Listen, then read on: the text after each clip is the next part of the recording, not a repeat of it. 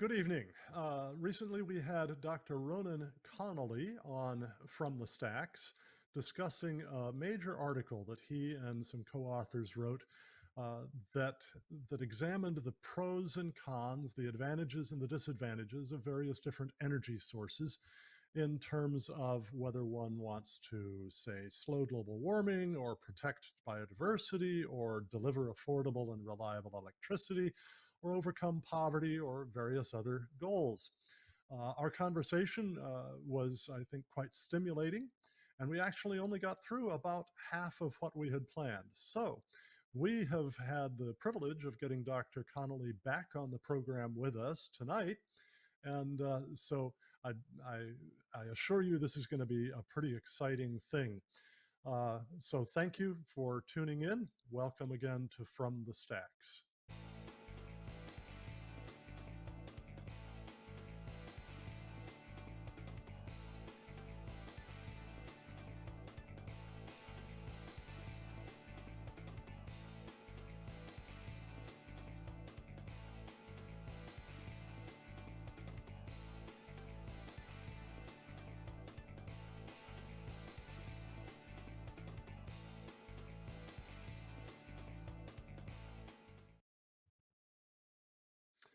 Dr. Ronan Connolly is an independent scientist, an environmentalist, and a writer, and he is the co-author of an important new article titled Energy and Climate Policy: An Evaluation of Global Climate Change Expenditure 2011 through 2018, published in September in the online open access journal Energies. Open access means anybody can read it. You don't have to have a subscription in order to read the article, and that's a particular benefit when it comes to science articles, because so many science periodicals, you need a pretty expensive subscription to get in and read a full article. In 2018, Ronan began working full-time on his climate change and environmental research through a new international research group, the Center for Environmental Research and Earth Sciences. That's ceres-science.com, ceresscience.com. He's working on a book about bridging the political divide on climate change and has described himself to me as on the left politically, which makes some of his views surprising, granted where so many other people on the left come down on these issues. Now, in our previous discussion with Dr. Connolly, we talked a bit about the problems of the low energy and power density of some energy sources and how, as a result, they could actually threaten biodiversity. We talked about the difference between mitigation and adaptation in terms of how we respond to climate change, mitigation being attempts to reduce global warming by reducing whatever human beings do that might contribute to that. Primarily, it's thought emitting carbon dioxide into the atmosphere as we burn fossil fuels, coal, oil, and natural gas. Mitigation is trying to reduce climate change, whereas adaptation is being prepared to adapt to whatever happens in the future in our climate, whether it's warmer or colder, whether it's wetter or drier, whether it's more or less stormy, anything of that sort. And adaptation and mitigation are two different ways of responding to climate change. They may be done together, they may be done separately. Well, as we came up to our time limit last week, I was particularly particularly interested in being able to follow up and move into some of the other topics in that article. Before we do that, I would like to remind you that the Cornwall Alliance is making available, as our thanks for a donation of any size, the book, The Weaponization of Weather in the Phony Climate War by Joe Bastardi. This is a wonderful book that shows that the various claims that extreme weather events are being made either more frequent or more severe by climate change those claims actually turn out to be false historically. Bastardi is a legendary weather historian as well as weather forecaster, and he just shows the data that indicate that indeed we're not seeing more extreme and more frequent weather events. To request your free copy of the weaponization of weather, just go to cornwallalliance.org. That's cornwallalliance.org. Click on the donate button, fill out your donation of any size, 100% tax deductible, and then in the comments field, ask for the weaponization of weather and mention promo code 20-10. So now back to our guest, Dr. Ronan Connolly. Ronan, welcome to From the Stacks again. And I was particularly struck by, go ahead. Good to have you back. It's good to be, glad to continue this conversation. Okay, well, great. I was particularly struck by this paragraph early in your article. You wrote, "The scientific community has still not satisfactorily resolved whether reducing greenhouse gas emissions is a problem for this century or the next. This has implications for establishing exactly how urgent the proposed transitions to low carbon policies are. This is important because, notwithstanding concern over the climate change which the associated greenhouse gas emissions might be causing, the existing fossil fuel-driven energy policies have many benefits." Can you just run down fairly quickly some of those benefits of fossil fuel-driven energy policies? We almost invariably hear from environmentalists, and particularly those concerned about climate change, attacks on fossil fuels. Fossil fuels are so routinely demonized nowadays that lots of folks might find it hard to imagine why they're so beneficial, especially as compared with wind and solar. Yeah, okay. Actually, that quote that you gave from the paper, we elaborate that the first part of it might be a surprise to a lot of people as well. So I probably should comment on why we said that. And we was actually building on Go ahead. A previous paper that we had published a few months back, actually back in March. It's also in the same journal, Energies. You can find a link. This is a copy there, but I don't know if anybody can see it there, if it's visible. But it was, the title is How much global warming should we expect with business as usual climate policies? And what we did in that paper, and by the way, if you go to RonanConnollyScience.com, which is my personal website, it's not a whole lot on there, just a brief bio, but you can, there's links to all of the papers that I've published there, including this one there. So it also is another long paper. So if you are suffering from insomnia and want something to help you dream of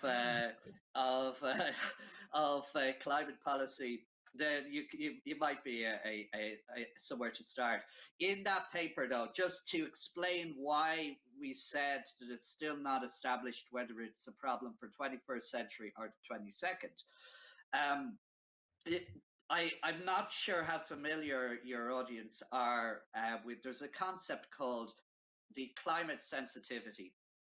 So this is within the field of looking at of carbon dioxide as a greenhouse gas.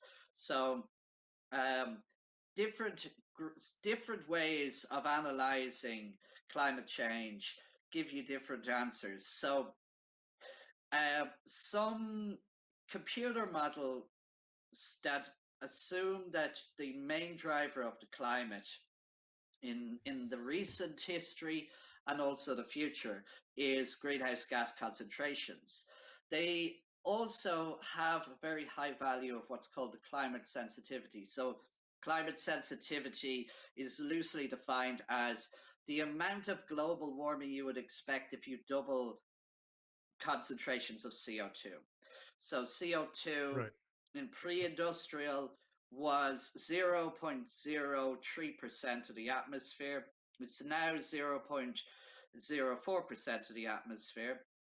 So if you were to double it, how much global warming would you expect? And it turns out that even if we assume business as usual, so there is no changes other than what we do, if we just continue as we're doing, what we showed is that depending on the climate sensitivity, I don't know if some of your list or your audience is probably familiar with the Paris Agreement, was trying to limit the amount of human-caused global warming to 2 degrees Celsius.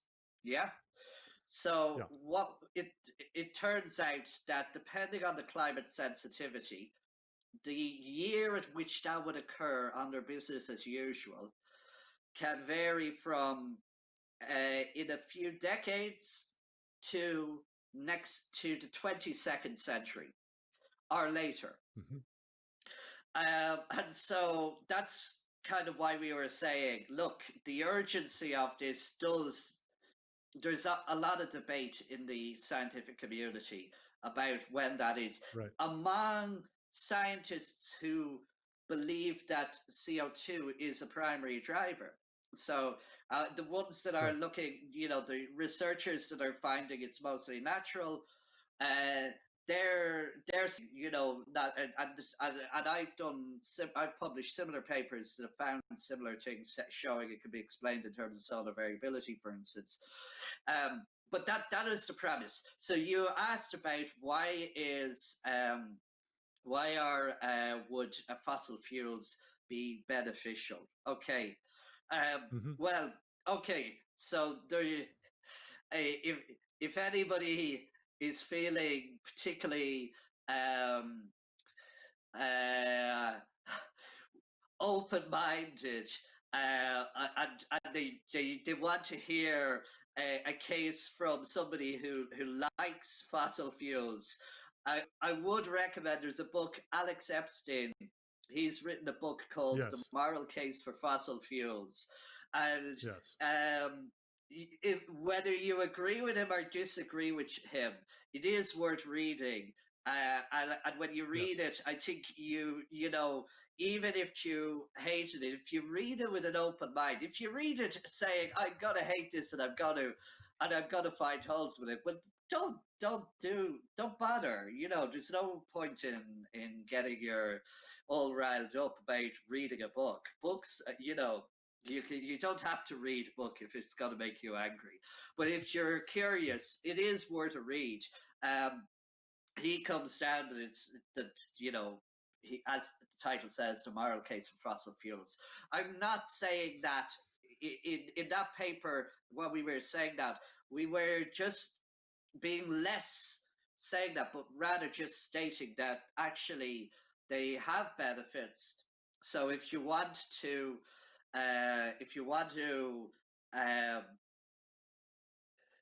if you really are saying we got to get rid of them, you need to abandon it. So one of the ones that I would say, just as an example, is at the moment, I think there's about 3 billion that are in energy poverty at the moment. In developing world, there are 3 billion people that are in energy poverty. There's, I think, 1 billion without any access to electricity or anything like that. I forget the exact figures we give it in the paper, but it's like a 3 billion huge is percent. reasonably close.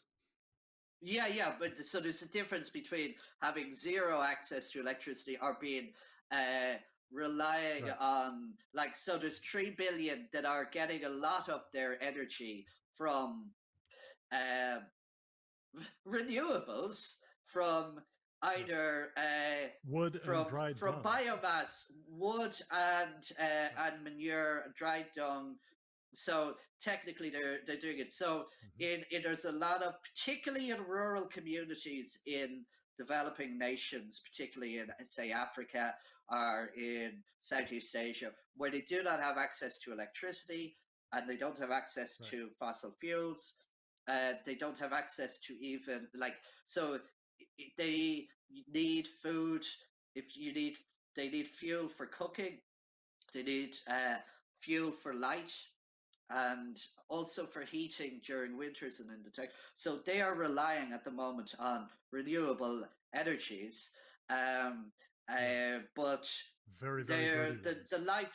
Yeah, and so the lifestyle from that is not it. So if we were to provide them with they need basic electricity. If we are to be, particularly if you're concerned about countries, a lot of these are regions that are being identified as being at risk of climate change, from droughts and from weather disasters. If we want to, if people that are genuinely compassionate about that, then they're saying, can we get them cheap energy that is reliable, that is dispatchable, which is a word that we might talk of.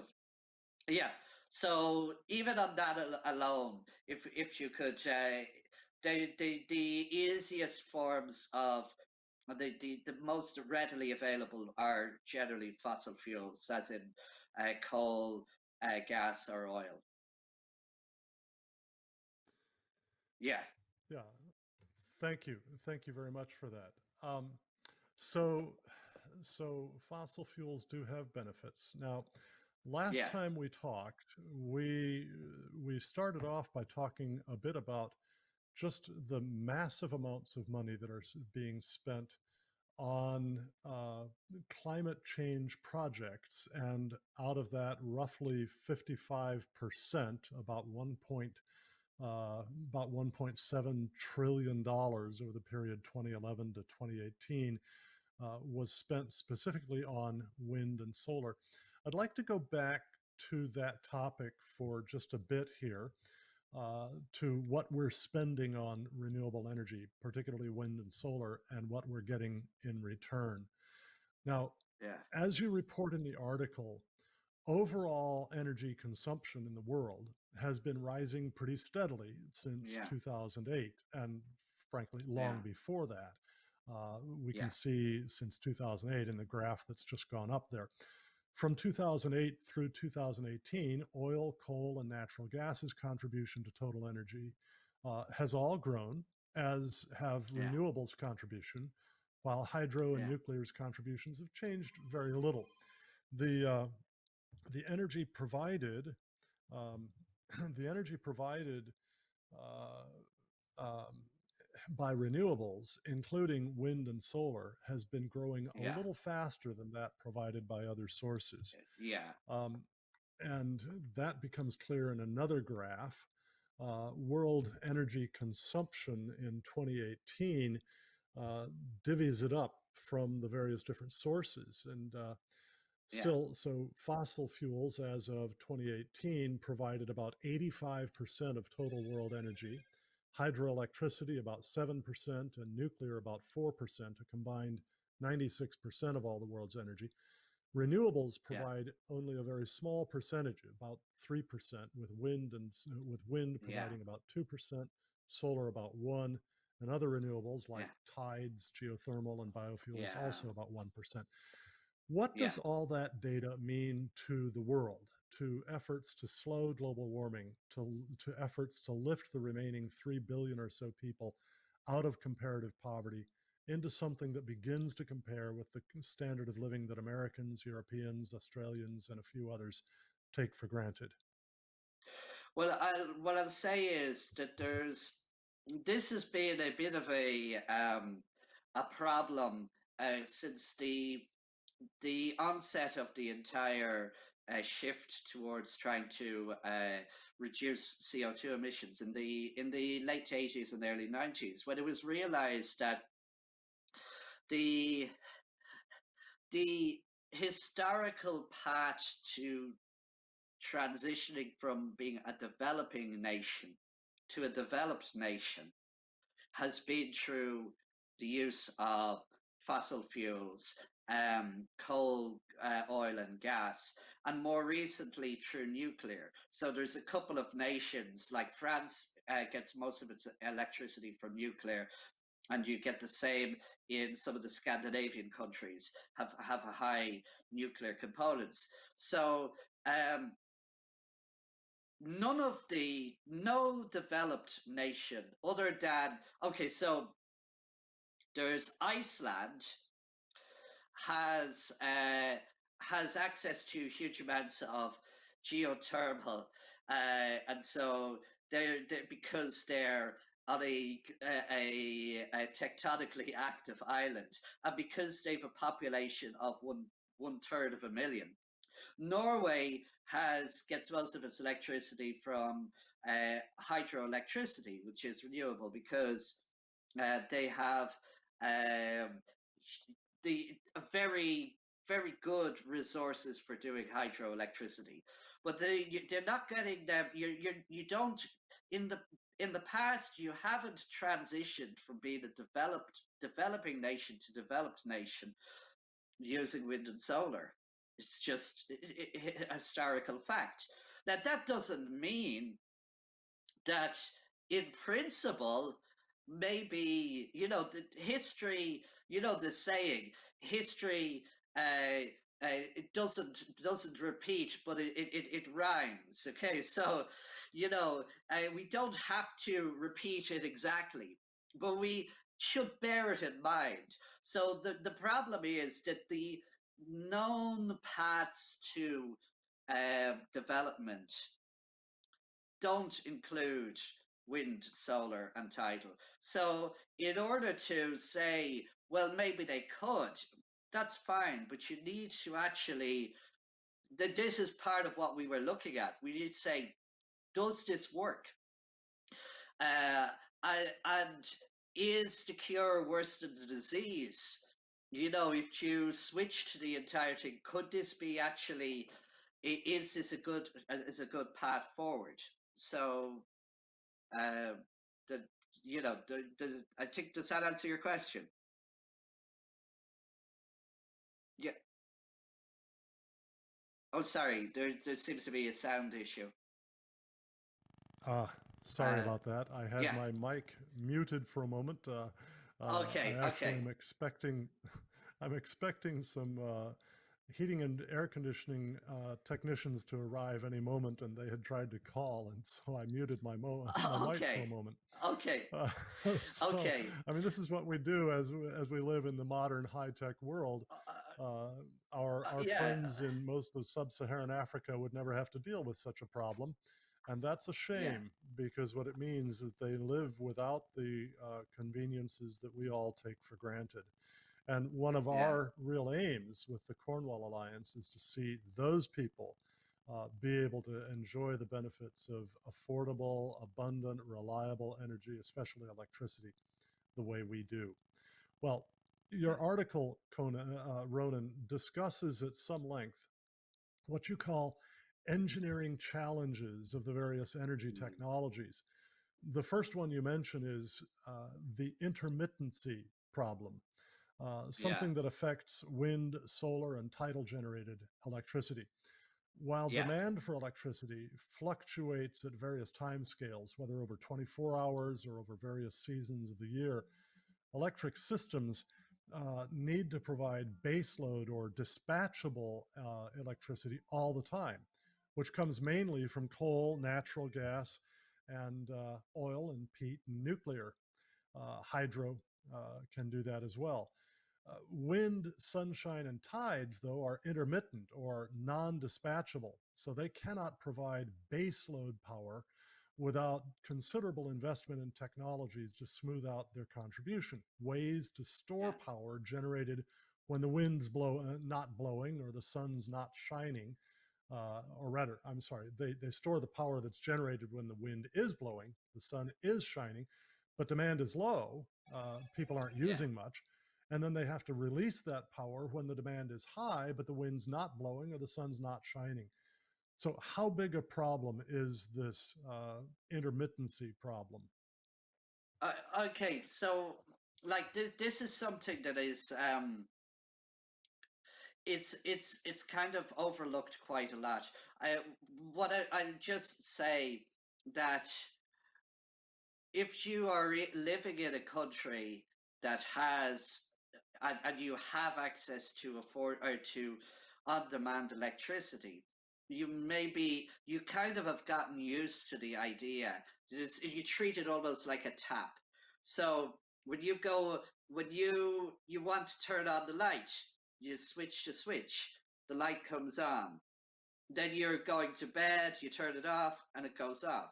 You have your fridge and freezer, and you know you need that to be on all of the time. Like you probably, if you've ever accidentally left the freezer door slightly open and you found all of your freezer has defrosted, you know that it needs to be on permanently, 24 hours a day, Right. 7 days a week.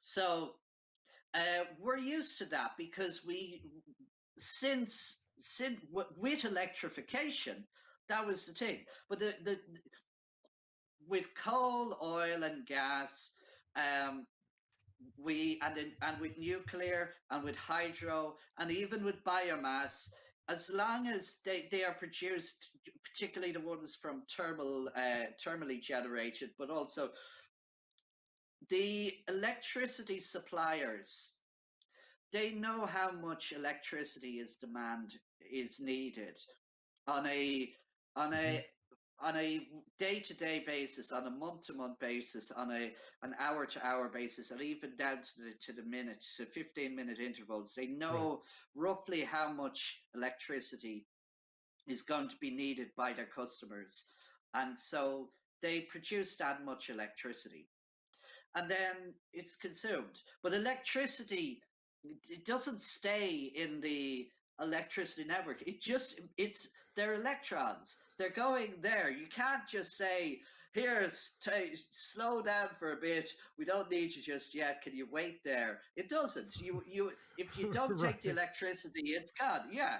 So so you need to produce the right amount when you're doing it. Now, we you if you go to the amount that an individual person uses, you might go out to the shops, turn off the TV or the computer or things. You might come and go on a one-to-one at a household, but even the households, you can get reasonable averages of what people use, the electricity they use. But if you have a whole country or a whole region, the averages of everybody all merge together. So you know roughly how much people are going to use. So there's Mm-hmm. usually on the weekend you have a little dip in the Saturday and Sunday, and then it comes back up. You have more energy usage in the winter, in high latitude countries, where it's colder, and then in the less in the summer. Although if you use air conditioning, that can increase, but everything is managed. So a given country knows how much they need. Now, wind farms, solar farms, tidal, the intermittent electricities, and coincidentally, they happen to be the ones that we hear so much about, promoted by groups like Right. Greenpeace, Extinction Rebellion. You hear them praised to the hilt by in your Green New 350.org. Deal that you hear. Yeah, you have all of that. They all coincidentally are intermittent electricity. So that what that means is if the wind turbine is blowing, the wind turbine generates electricity when it's blowing. And if the wind isn't blowing hard enough, then you're not generating electricity. And actually, if the wind is blowing too strong because it's a storm, they have to turn the wind turbines off because otherwise it produces too much and it causes it overheats and there's problems. So there's this They can window even of spin so wind. fast that they blow apart. Yeah, so you need to they have it has to be above, the wind needs to be above a particular threshold and below a particular threshold. So the thing is, if you are trying to produce your electricity, somebody goes and they wants to turn on the tap or turn on the light, or they want to turn on the computer, they want to watch TV, and they turn on the thing, and it's like, oh, sorry, the wind's not blowing. You know, now imagine if you're running, like I I don't want to be morbid, but like imagine you're in the hospital, somebody is on a relative's on life support, and they're saying, "Oh, sorry, we're gonna have to turn the life support off because there's no wind, but we'll have it back on next day." That doesn't work. It doesn't work. You can't have it. Right. If you need high things, or even on a lighter but more serious, like school children. If your children, now I know everybody now with COVID and with this lockdown, people are being taught at home. Of course, you still need, if you want to do your Zoom classes, You you need need light. electricity. But need light. But if you Yeah. were, You need if light to you're read going by. back to school, you go back, tell your kid, like we would have had like very rarely in Ireland, we only occasionally get snow. But if you had a snow day when you were in school, when Hmm. you were in school, you're like hoping there'd be a snow day and you wouldn't have to go to school and you could stay home. Because now imagine if there's a calm day, no wind day. And it's like everybody call your, we're not, don't bother coming in tomorrow. So that, And like, and I'm how about a dark exaggerating to time? 100%. Yeah. So, How about this a is the dark thing. time? That happens every 24 Yeah, yeah, hours. We get an average of yeah, 12 yeah. hours of darkness every day, you know? Yeah, yeah, yeah. So So, we have the solar. Solar has a different form of intermittency, but it's still the same. Now, so the thing is, yeah. I like I might be accused of being of exaggerating, but like literally, there are people that are saying that that we should be getting 100% wind, solar, like etc. Wind, solar, etc. If you are only using intermittent, then you are not providing on-demand electricity. This is the thing. So that is the intermittency problem. It was not historically. It was not a problem for the developed nations that came to it, and the developing nations that have used baseload or dispatchable electricity. But it is a new problem if you want to transition to using increasing the amount of wind, solar, or tidal. Tidal is a Yeah. Yeah. less of an issue, but it's like I was in New York City last year, and they have, oh, is it? Oh, I'm trying to remember the name of. There's an island, Roosevelt Island, just in Yes. between Manhattan and Brooklyn. And it's a nice little place. If you're in New York to do it, you could get like a little car over to it. And they talk of how they have a tidal electricity generation there that's using, yeah, and that's fine. So people are using that, but again, that is an intermittent thing. It's a different intermittency. So that's what I say about the intermittency problem. Yeah. Now, yeah, okay, Now, we can and talk the about, what happens with intermittency is, of course, there are ways to try to smooth that out. You can store some of the electricity in batteries and then release it later. yeah, You can use some of that electricity to pump a great deal of water into a high elevation reservoir. And then when you need the energy later, you release that through turbines down into a low elevation reservoir. These are various yeah, different things to do, but all of that means that you're not just generating the electricity, you're also having to store it somehow and then release it in a way that fits well with the needs of the grid. And all of that increases the costs. It also tends to increase the amount of land needed to do these things.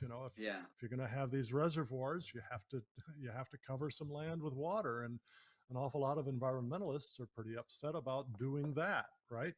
So all yeah, of these are problems.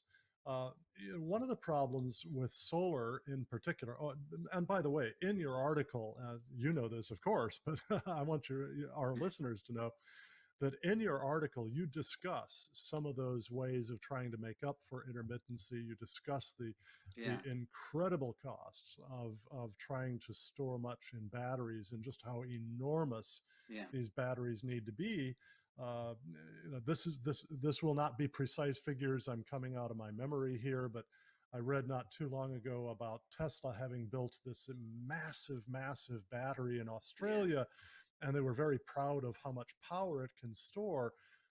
But it turns yeah, out that that is enough to provide just about 2 minutes of electricity for the grid that it's designed to back up. Well, yeah, two yeah, minutes is an awfully long time. And to yeah, provide a year's worth, you would have to practically cover over the continent of Australia with these yeah. batteries.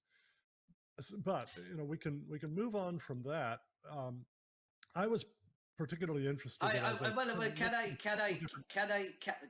Yeah, can go I ahead. just mention a few things on that, because I've talked to quite a few, like through the research, but also before, talking to people that are fans of wind and solar, and they're saying it, and they say, "Oh, batteries solve the problem."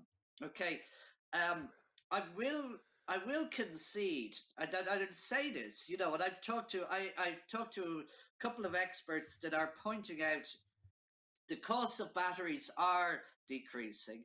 They are getting better. There's a lot of research into Hmm. trying to resolve this problem. And you have, so there's a thing called research and And there ought development, to be. R&D, and R&D. Yeah. So, like, if we could manage to come up with ways to do this that are where they are actually better, you can say we've solved this problem now. Then fine, that is no longer a problem. But we Sure. aren't there. You mentioned the thing about the main one that is used, this buffering, is, as you say, the Yeah. reservoirs.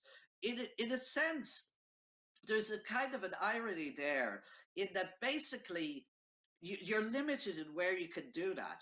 You basically need to have a hydroelectricity plant or something close to a hydroelectricity plant in Right. order to do that.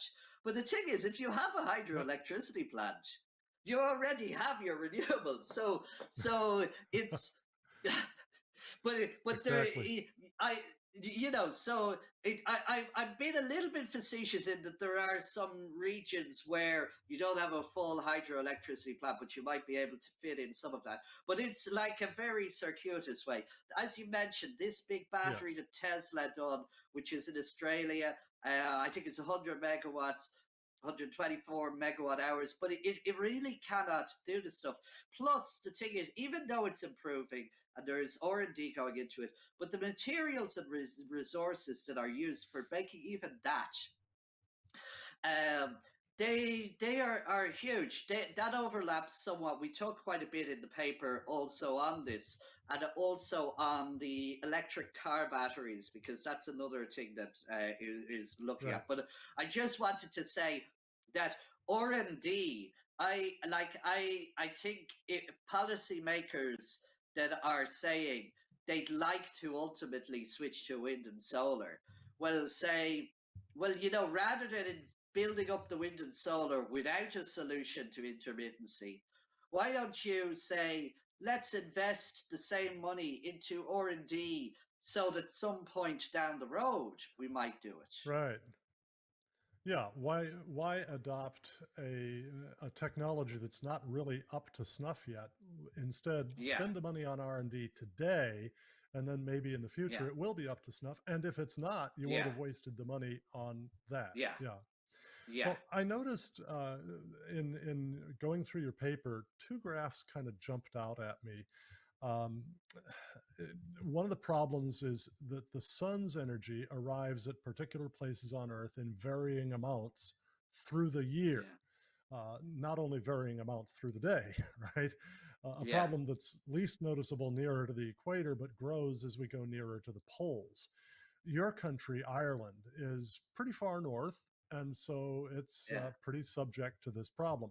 I couldn't help noticing from two graphs in your article that there's a pretty strong negative correlation between the amount of sunshine Ireland enjoys and Ireland's demand for electricity as the yeah, months go by.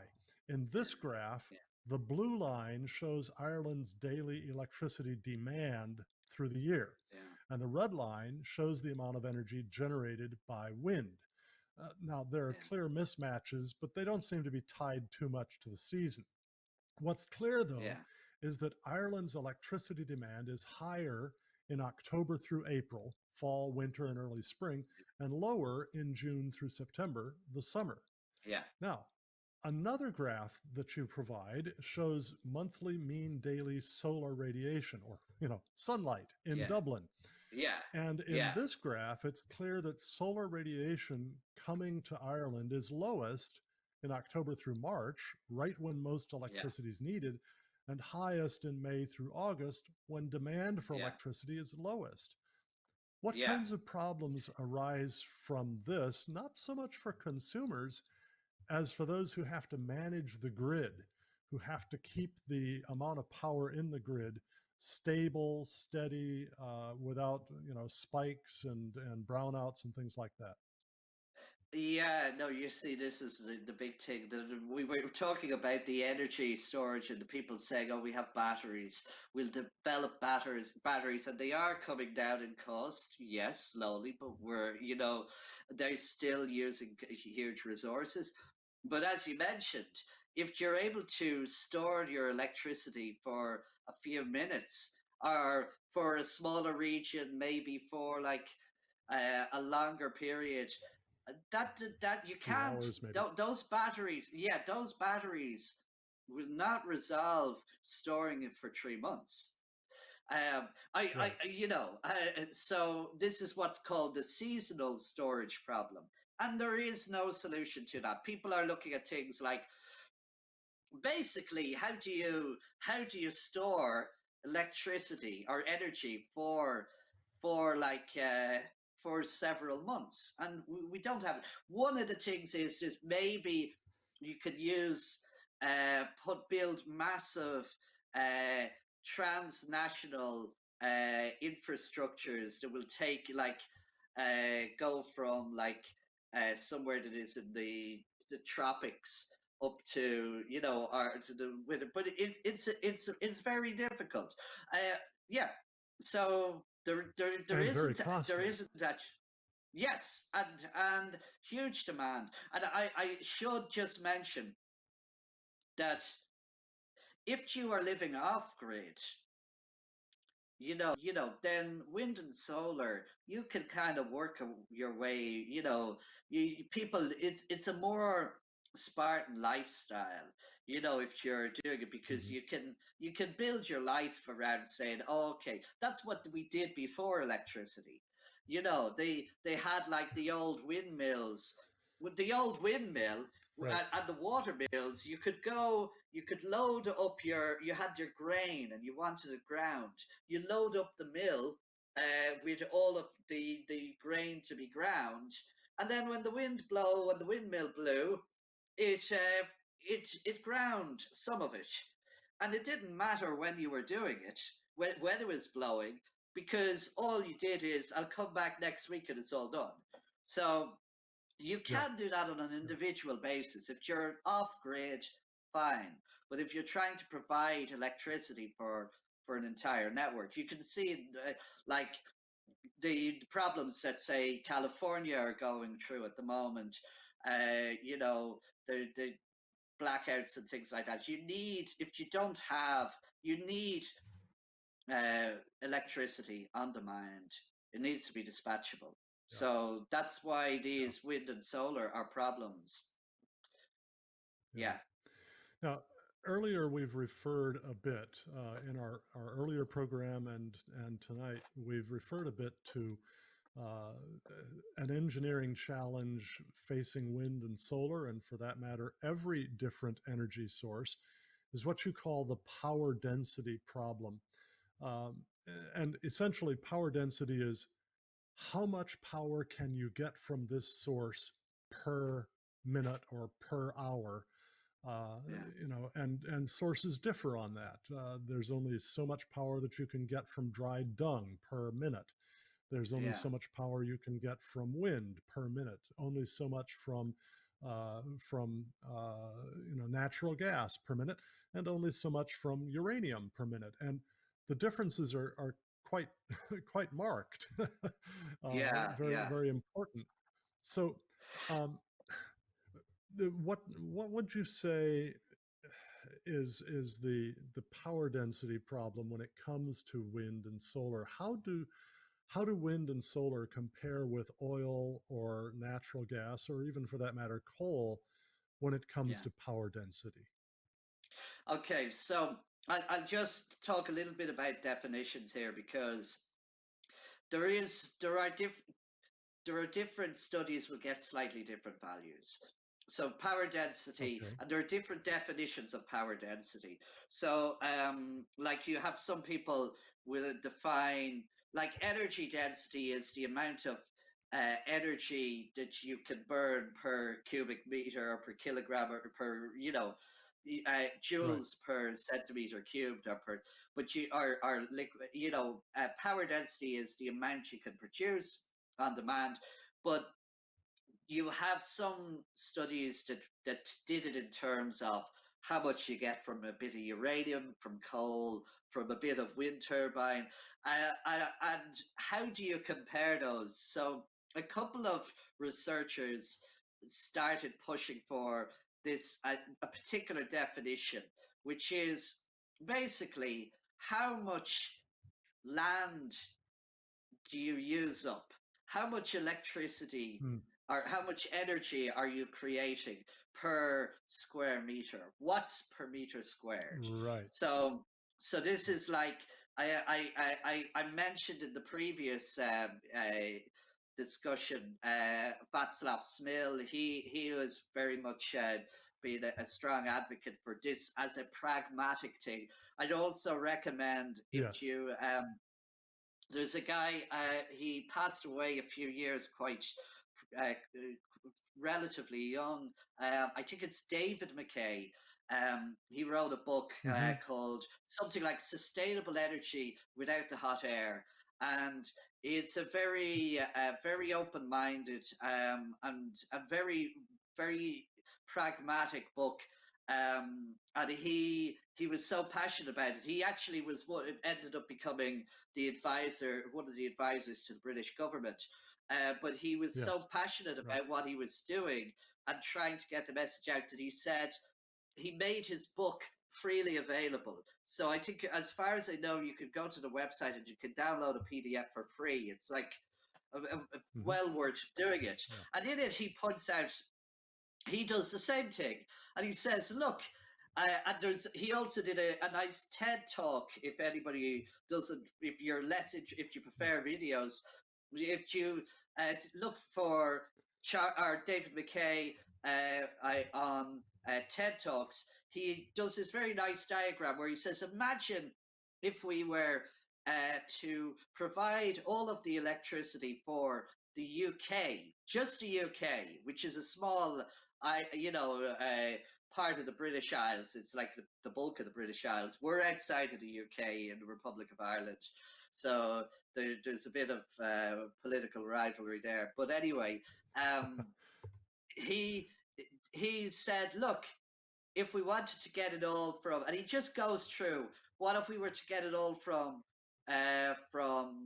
gas? And he said, this is how much land we will need, and you can do it. That's what they're Hmm. doing. Right. Coal, nuclear, all totally manageable. They could produce far more electricity than is being produced without really making a dent on the landscape. But then he starts going to wind and solar and ultimately to biomass. And he says, like, this solar, he shows, look, if we took a whole stretch part of the Sahara and we produced all of our this energy there, and we were to build a massive network transmission grid to bring it up to the UK, this is the area we need. And when you see it, it's like it's a huge amount for supplying for one country. And what about the people that are in Yeah. sub-Saharan? Why don't they get it? It's like, yeah, Yeah. well, we Yeah. just have it for this. So then when you get to the biomass and biofuels, well, we talked about this in the previous program. And so probably, we'll if people go back, if they Yeah. We missed can it, go we can back at let it. that go. Yeah, yeah. Yeah. But it's like Um, for biomass and biofuels, even worse. It's like huge. yeah. You Yeah. can't provide the Um, 7 billion. I wondered if you could just kind of walk our viewers through another graph from your program, from your article. What does this mean in terms of the power densities for for most of the main electricity generation sources? Uh, what does it mean, and particularly, what are its practical implications? Yeah, well, building on what we just said there. Now, just to explain the way this graph is done. What we did is, um, if you recall, I was saying that there are loads of different estimates of power density, and we were like, how can we actually? Because in this paper, we're really reviewing what is published in the literature, in the scientific literature up till now.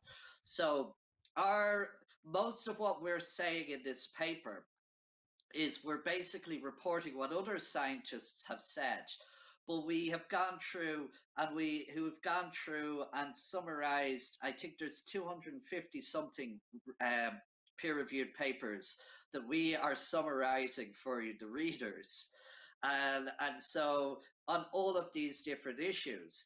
So for the power Hmm. density, we were looking for different ones, and we found a very nice review by a Dutch team that this is Van Salk et al. And they went through and identified I think 50 different studies, and they had 150 estimates of power density for each of them.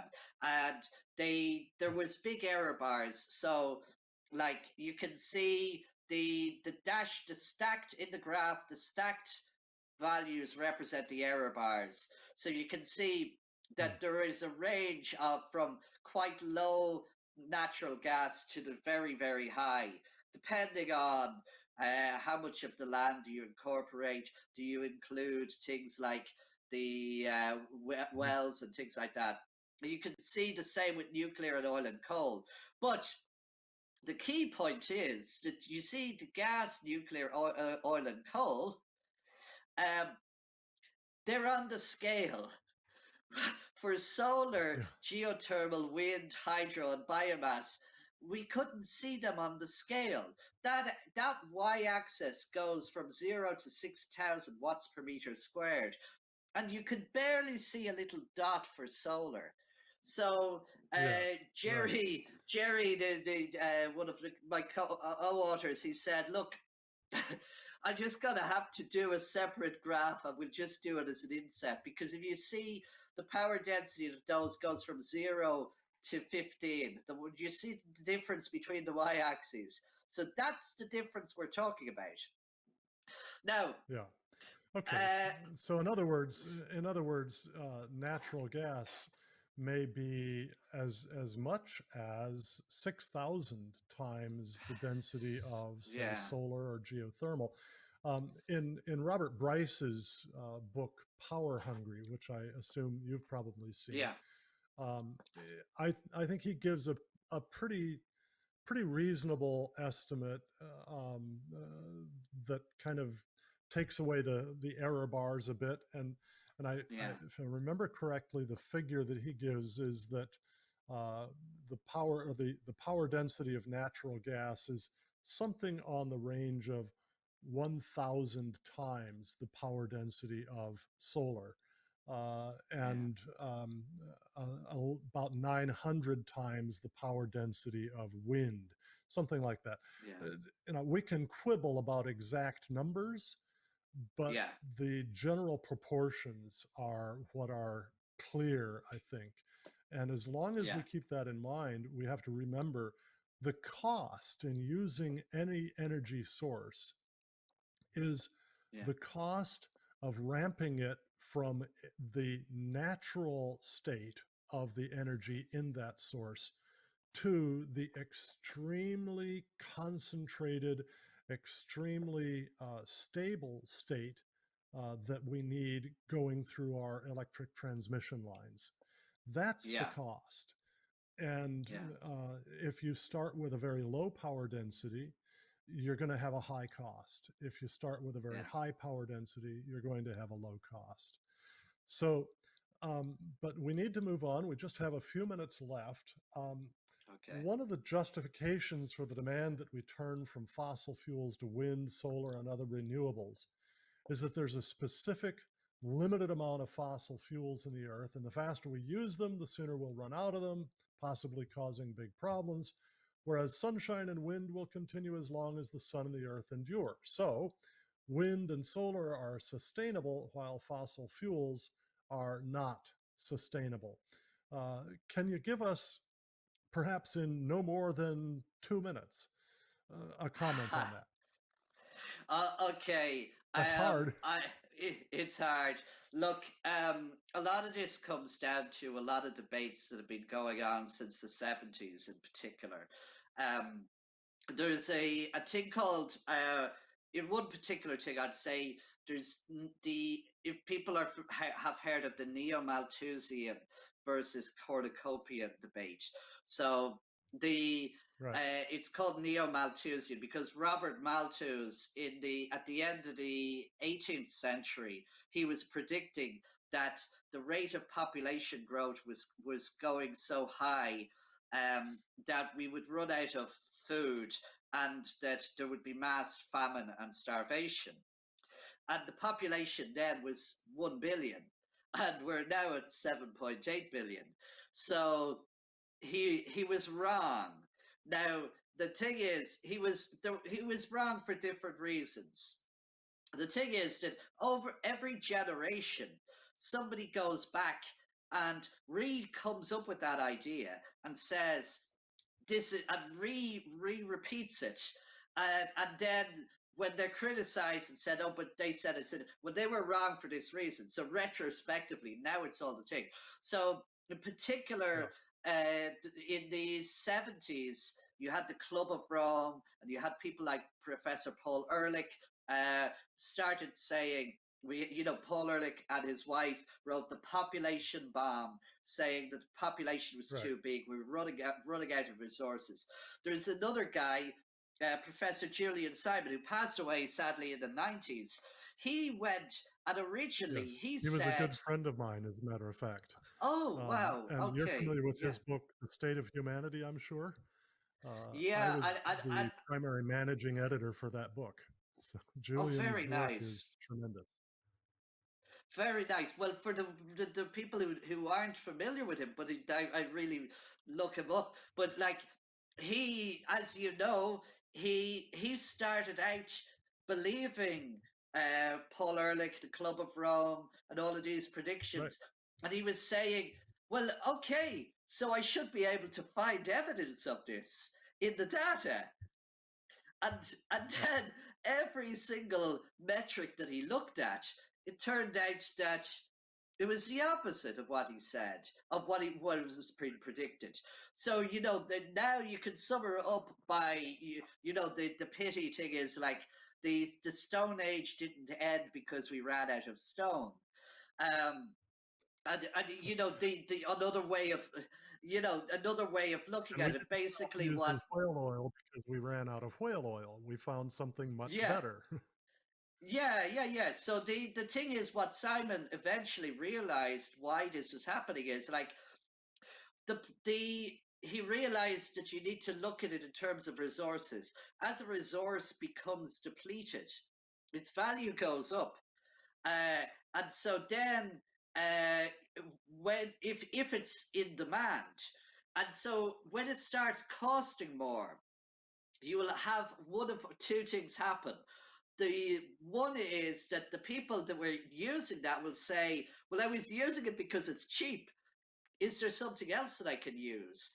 and then they Right. come up with something else that is now affordable. Or the other thing that can happen is people who had been looking for that resource said, well, it wasn't worth going and spending much money to do it, but now let's go back and actually they're like, well, if this is how much we're selling this for, we can now actually make things more competitive. So you have a lot of Yeah. balances going on. So Julian Simon, he wrote a book and a sequel shortly before he died called The Ultimate Resource, and I think The Ultimate Resource too. Yes.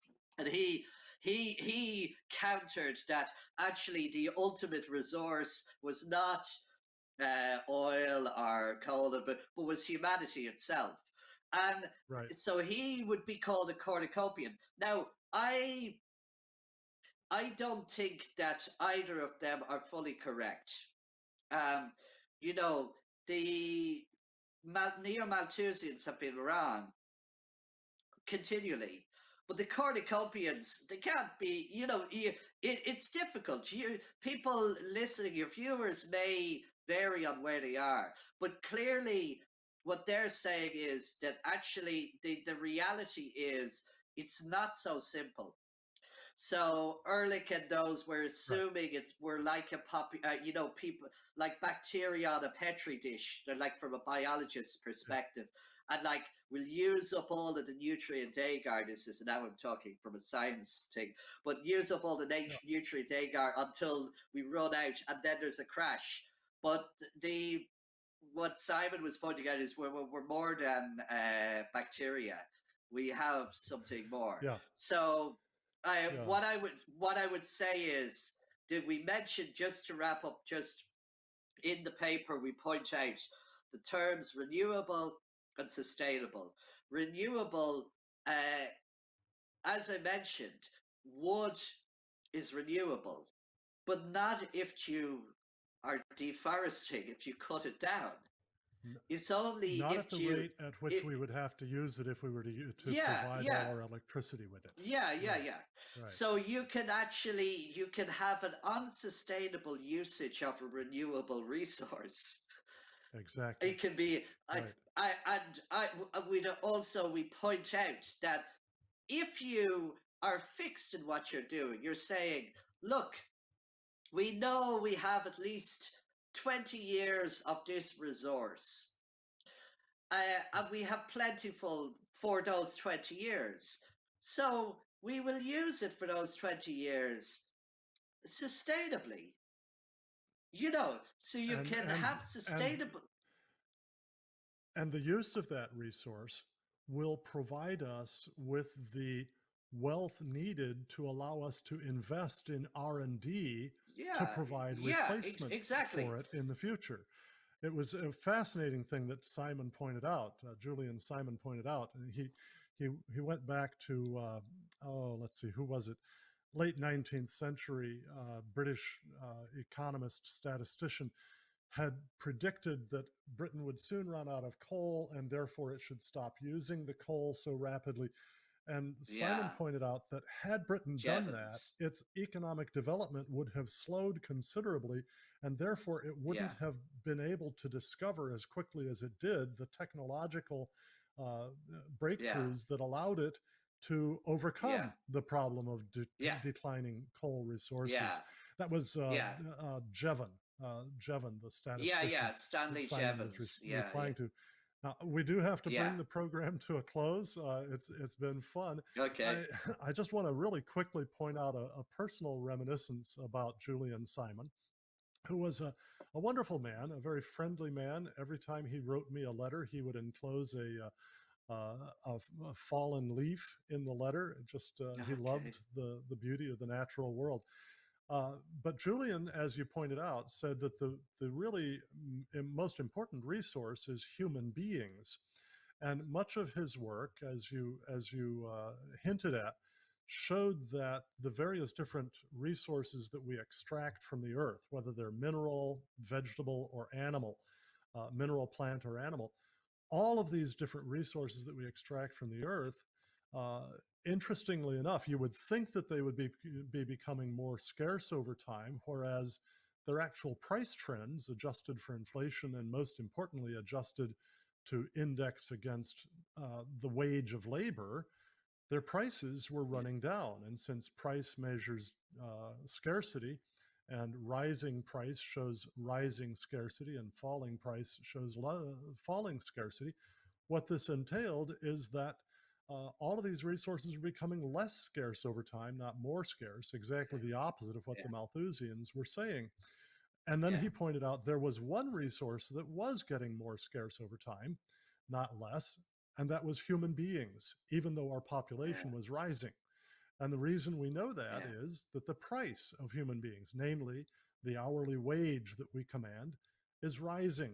And that was a crucial thing for him to point out. And he pointed out that this is because human beings use our minds to guide our hands to produce new ways of doing things that enable us to make more and more out of less and less.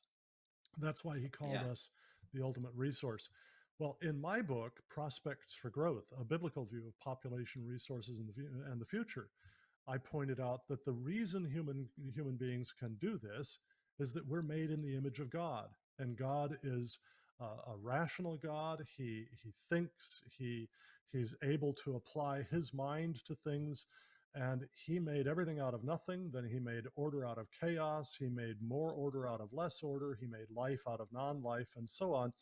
And he made man to do the same kind of thing. Julian eventually said to me on the phone one time, he said, Cal, I had the empirical evidence of that. You gave it a theological explanation that I was never able to come to. And so I thought that was fun. It's a way that we can see that you can integrate the insights of theology, of ethics, of empirical science, of economics, and bring them all together. And that's one of the things that we try to do in this program. It's why I like to get scientists like yourself on some of the time, economists sometimes, theologians sometimes. We have fun. At any rate, Ronan, thank you so much for being on the program with us. I wish you well. Thank you for having me, and it an was opportunity fun. for more communication. Great. Perfect. It was All great. right. Great interview. Thank you. All right. Well, thank you, Ronan. Again, thank you everybody for joining us this evening. Remember, the Cornwall Alliance will gladly send a free copy of Joe Bastardi's The Weaponization of Weather and the Phony Climate War from now to the end of October. If you simply go to cornwallalliance.org, click on the donate button, fill out the donation process, and in the comments field, just write in weaponization of weather and promo code 20-10. Meanwhile, thank you very much for joining us again for From the Stacks, and we hope that you will join us again next week. Please tell your friends about it. Share this on your Facebook page, direct your friends to it on YouTube, and we'll see you next week. Take care and God bless.